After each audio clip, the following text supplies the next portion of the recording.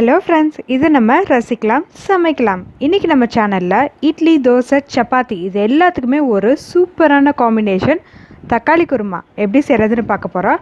நம்ம ரெகுலராக சட்னி, சாம்பார் இப்படி தான் நம்ம இட்லி தோசைக்கெலாம் தொட்டு சாப்பிடுவோம். பட் இது ரொம்ப ரொம்ப சூப்பராக இருக்கும். இப்படி செஞ்சு கொடுத்திங்கன்னா இன்னும் நிறையவே சாப்பிடுவாங்க.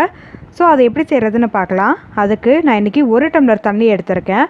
அதில் நல்ல பழுத்த 6 தக்காளி பழத்தை வேக வைக்க போகிறேன்.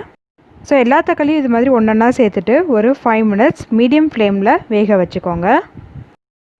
இப்போ நம்மளோட தக்காளி பழம்லாம் நல்லா தோல்லாம் சுருங்கி நல்லா வெந்துருச்சு. ஸோ இந்த ஸ்டேஜில் நல்லா ஒரு கரண்டி வச்சு நல்லா மேஷ் பண்ணிக்கோங்க. அதோட ஜூஸ் எல்லாம் அந்த தண்ணியிலே நல்லா மிக்ஸ் ஆகிடணும். ஸோ இது மாதிரி எல்லா தக்காளி பழத்தையும் மேஷ் பண்ணி எடுத்துக்கோங்க. ஸோ இப்போ எல்லா தக்காளி பழத்தையும் நான் மேஷ் பண்ணிட்டேன். இப்போ இதோட தோலை மட்டும் தனியாக எடுத்து நான் ஒரு பவுலில் ட்ரான்ஸ்ஃபர் பண்ணிக்க போகிறேன். இது மாதிரி எல்லா தக்காளியையும் நம்ம ஒரு பவுலில் ட்ரான்ஸ்ஃபர் பண்ணி எடுத்துக்கலாம். இப்போ நம்மளோட தக்காளி ஜூஸையும் வேறு ஒரு பவுலுக்கு ட்ரான்ஸ்ஃபர் பண்ணிடலாம். நான் இன்றைக்கி ஒரு சில் தேங்காவை நீளமாக கட் பண்ணி வச்சுருக்கேன். அதை நம்ம மிக்ஸி ஜாரில் சேர்த்துக்கலாம். அது கூடவே 1/2 டேபிள் ஸ்பூன் சோம்பு,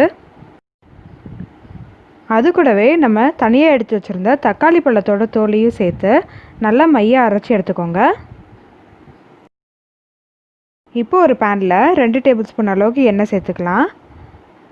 எண்ணெய் நல்லா சூடானதும் ஒரு 1/2 டேபிள் ஸ்பூன் சோம்பு, அது கூடவே ஒரு சின்ன இன்ச் பட்டை, 2 கிராம்பு அதையும் சேர்த்து நல்லா பொரிய விடலாம்.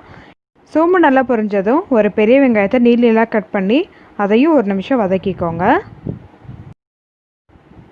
இப்போ கொஞ்சம் கருவேப்பிலையும் சேர்த்து நல்லா வதக்கிக்கலாம்.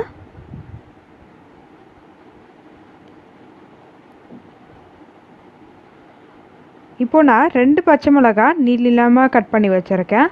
அதையும் சேர்த்து வதக்கிக்கோங்க. இப்போ நம்ம போட்ட வெங்காயம் நல்லா பிங்கிஷாக மாறிடுச்சு. இந்த ஸ்டேஜில் நான் இஞ்சி பூண்டு பேஸ்ட்டு சேர்த்துக்கிறேன்.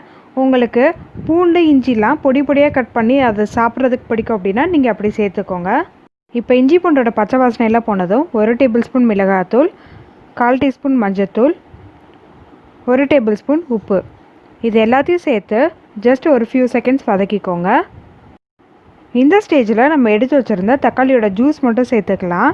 இந்த தக்காளியோட ஜூஸ்லேயே அந்த மசாலாலாம் நல்லா கொதிச்சு மசாலா வடையெல்லாம் போய் நம்ம ஊற்றுற எண்ணெயெல்லாம் பிரிஞ்சு வரணும். ஸோ இது ஒரு 2 மினிட்ஸ் கொதிக்கட்டும். இப்போ நம்ம போட்ட மசாலா வடையெல்லாம் போய் நல்லா எண்ணெயெல்லாம் பிரிஞ்சு வந்திருக்கு. இந்த ஸ்டேஜில் நம்ம அரைச்சி வச்சுருந்த அந்த தேங்காவும் தக்காளி பேஸ்ட்டையும் சேர்த்துக்கலாம்.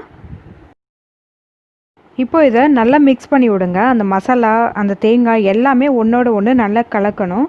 ஸோ அதளவுக்கு நல்லா மிக்ஸ் பண்ணிக்கோங்க. இந்த ஸ்டேஜில் நம்ம ஒரு 2 டம்ளர் தண்ணி சேர்த்து நல்லா ஒரு குருமா கன்சிஸ்டன்சிக்கு கலந்துக்கலாம். ஸோ இதை ஒரு 2லேருந்து 3 நிமிஷம் நல்லா கொதிக்க விடுங்க. அதோட மசாலா வடையெல்லாம் போய் எண்ணெயெல்லாம் பிரிஞ்சு வரணும். அது வரைக்கும் கொதிக்கட்டும். இப்போ ஒரு 3 மினிட்ஸ் ஆயிடுச்சு. நம்ம ஊற்றின எண்ணெயெல்லாம் பிரிஞ்சு வந்து குருமா சூப்பராக ரெடி ஆகிருக்கு. குருமாவும் நல்லா திக்காயிருச்சு.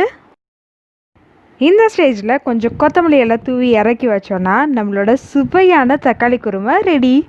ஸோ இப்படி செஞ்சு வச்சிங்கன்னா சின்னவங்கள்லேருந்து பெரியவங்க வரைக்கும் எல்லாருமே ரொம்ப ரொம்ப விரும்பி சாப்பிடுவாங்க.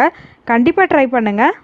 இந்த வீடியோ உங்களுக்கு பிடிச்சிருந்தா ஒரு லைக் பண்ணுங்கள். நம்ம சேனலுக்கு சப்ஸ்கிரைப் பண்ணிக்கோங்க. அப்படியே பக்கத்தில் இருக்க பெல் ஐக்கானையும் ப்ரெஸ் பண்ணிக்கோங்க. ரசித்து சமைங்க, ஆரோக்கியமாக வாழுங்க. தேங்க்யூ ஃபார் வாட்சிங்.